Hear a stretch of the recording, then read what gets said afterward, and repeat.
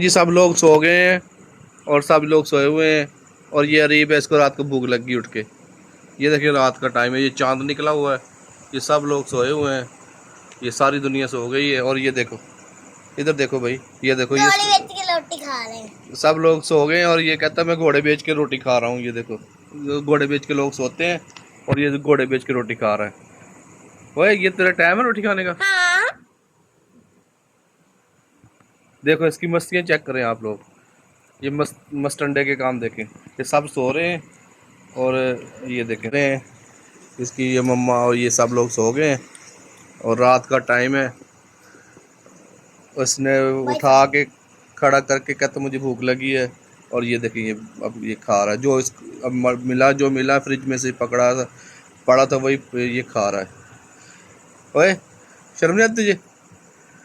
इधर देख। रोटी दो।